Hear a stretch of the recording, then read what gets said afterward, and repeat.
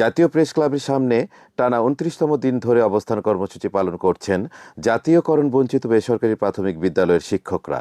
আজকে ২৯ দিন যাবত এখানে অবস্থান করছি। জানি না কি কারণে আমরা তাদের দৃষ্টি আকর্ষণ করতে পারতেছি না। বিগত সরকারও আমাদের অবহেলা করে আসছে। আমরা আশা করছি আপনারা আমাদেরকে অবহেলা না করে আমাদেরকে বিদ্যালয়ে ফিরে যেতে সাহায্য করুন। আমরা আর কত এভাবে পড়ে থাকবো? আমাদের একটাই দাবি যে আমাদের জাতীয়করণ দিতে হবে। ২০১০ সালের গেজেটের আলোকে জাতীয়করণ সহ দীর্ঘদিনের দাবির ন্যায্য বাস্তবায়নের প্রত্যাশায় তারা রাস্তায় রয়েছেন। ২০১৩, ২০১৬, ২০১৮ এবং সাম্প্রতিক সময়ের একাধিক সরকারি নির্দেশনা থাকা সত্ত্বেও জাতীয়করণের প্রক্রিয়া আজও থেমে আছে।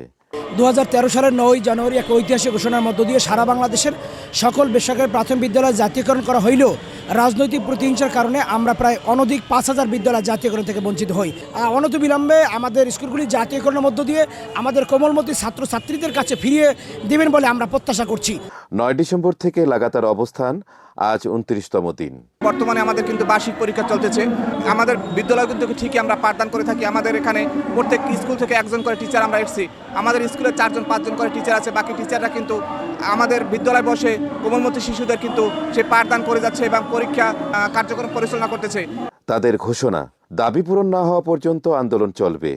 প্রয়োজন হলে আমরণ অনশন কর্মসূচি শুরু হবে। এই জাতীয় প্রেস ক্লাবে ১৭ বার আন্দোলন করি। ১৭ বার আন্দোলন সংগ্রামের পর সর্বশেষ আমরা গত ৯ তারিখ থেকে এখানে লাগাতার অবস্থান কর্মসূচি পালন করে আসছি।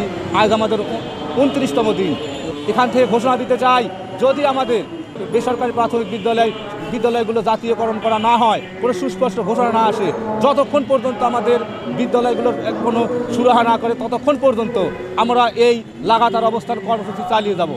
অসহায় শিক্ষক সমাজের প্রতি মানবিক দৃষ্টি কামনা করছেন ঐক্য পরিষদের নেতৃবৃন্দ।